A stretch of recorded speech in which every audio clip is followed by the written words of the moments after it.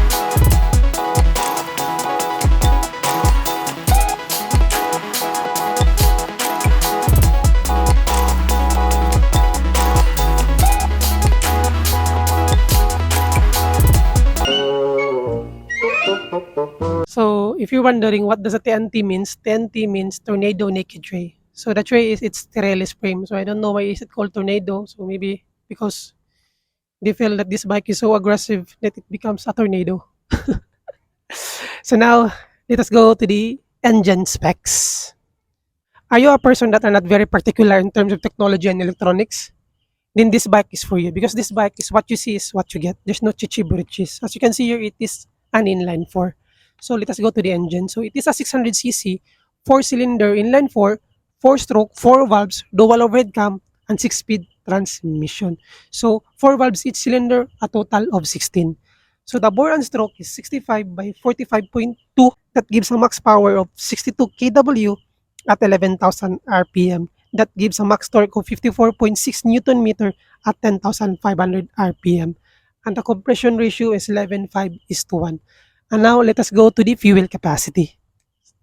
So for the fuel capacity, it is 15 liters fuel injected, and it consumes an average of 17 to 21 kilometer per liter. So again, it depends on your weight and your driving style. So now let us go to it, front tires and front brakes. The moment that you purchase the Benelli, it has a stock tires of Pirelli Angel ST. So anyone over here that knows tires and really a motor enthusiast knows that that kind of tires are very expensive and very good quality. So for the front tires, it is 120 by 70 by 17. And for the rear tires, it is 180 by 55 by 17. Again, the stock tires are very good quality. So that is added bonus points when you purchase the Benelli. Because the moment that you purchase a bike, you should always consider two things. Number one, the stopping power, and number two, what type of tires they are using, because those are the keys for your own safety. So for the front brakes, it is 320mm dual disc, and the brand of the calipers are Benelli. So again, the stopping power of this bike is really good. I have tested it.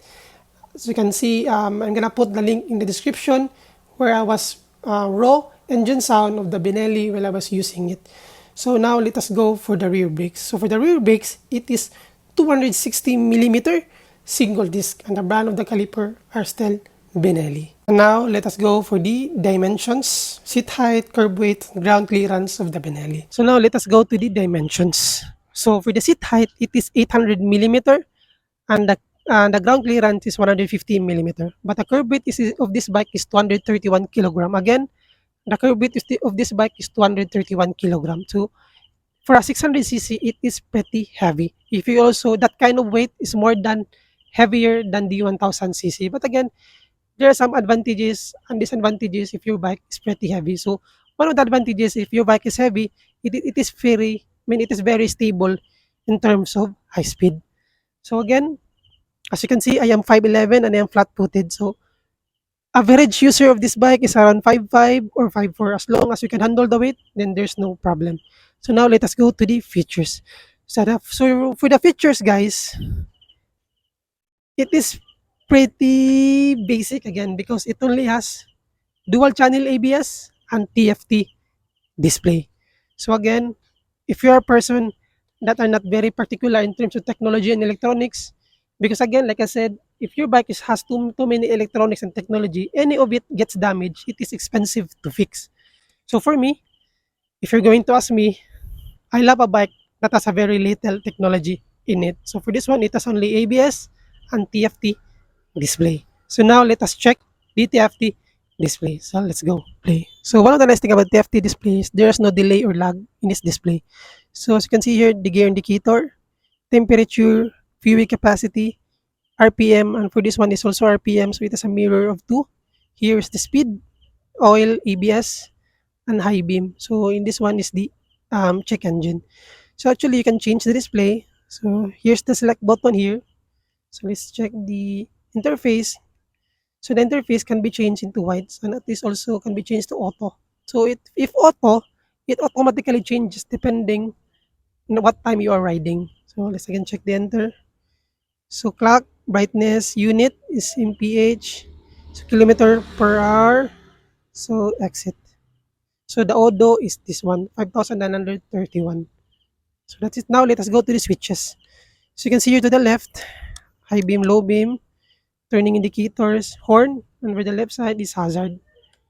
So it has hazard. So for this one, this is the um forgot what this is called, high beam. So I mean the passing light. So for this one, this is the passing light. For the clutch, even though it does not have any assist sleeper clutch, it is pretty smooth or light. So you can do it with just two fingers. For the left side is the brakes. So the brake lever has an adjuster. So one of the nice thing is it has an adjuster, so it can be changed depending on your how long is your fingers. And now for the side mirrors. For the side mirrors, again, I don't like the side mirrors. So for me, I will change it to bar and side mirrors because it is pretty basic and you cannot see anything in behind again. So bar and side mirrors would be nice touch for this one. So now let us go to its lights. So for the headlight, it is all LED. So this is the daytime running light. And one of the nice thing here is you can actually see the logo of Benelli here. So high beam is for this one. So now let us go for the rear. For the rear light, it is still LED. So if you're wondering what type of exhaust is this one, actually they are fabricated, particularly made by design by the owner. So that is the Benelli TNT 600i.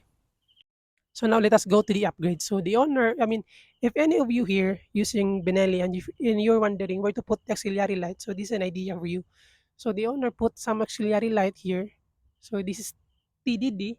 The brand is TDD, and also he put some auxiliary light here, and also some sliders. So actually, because the owner is trying to join Negros Cebu loop, that is why he put some auxiliary light for extra safety. The brands are TDD, very good quality of brands. So now let's check the lights. So let's try to on. So for the auxiliary light, that one. And for the front, that. So that is pretty basic. And if you're wondering what kind of key they are using, it is actually kind of innovative. It is very creative. So the key is just like somewhat a Swiss knife. you need to push the button to make the key come out. And if you want to keep it or close it, you just also need to press the button again for it to be safe. So this kind of type of keys reduce any damages and gives you more safety and confidence while using the key. So for the quality of the seat, actually it is very nice. The quality is nice. The foam is also nice and it's not slippery. So there's some rough texture here. So for the gears, actually this is the type of gears that they are using. So if you're wondering why is the bike so dirty, because actually it's been raining here since 12 p.m. So now this is the gear. For without a slipper clutch, the gear are also smooth. So later we're gonna have a test drive and let's see what happens. So for now, that's it. I don't have anything to add. If you have any question, just comment down and I'm happy to answer it. So again, please like and subscribe because I could review more motorcycles. So again, some people wouldn't trust me if I don't have enough subscriber. So if you're watching this, especially if you're here in Cebu, support local. So if you want motorcycle, push the subscribe button, and if you want updates, push the notification bell. So now let's have a test drive.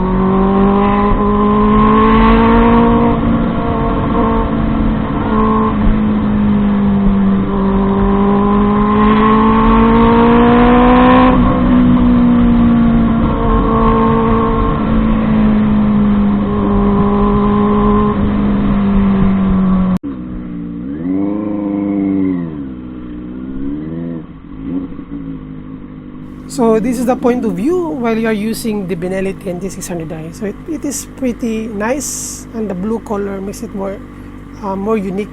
So again, for the engine heat, it's not that noticeable even though this is a 600cc, but the engine heat is not that much. So it is basically a good thing, especially if you're riding in traffic or in the sunlight.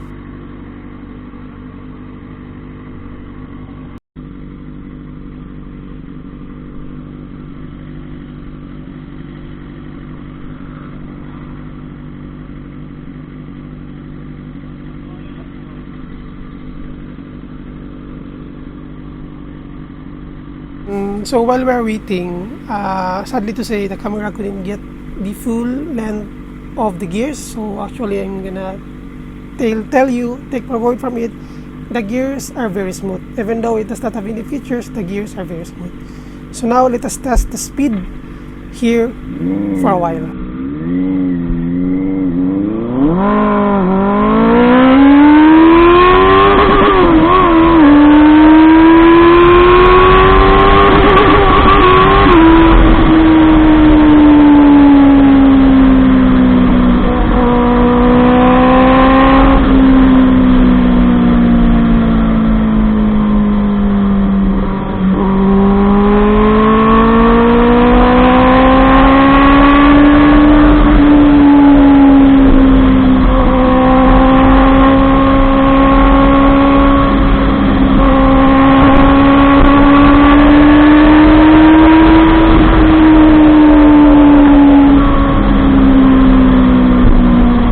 That's it. I am done reviewing the Benelli TNT 600i. Chill, bro. This is just a Benelli. The engine of the Benelli is really a head turner. So if you want a bike that is cheap and it's in line 4, you should go and get the Benelli. So that's it. Please like and subscribe for support. Thank you for your time. God bless and take care.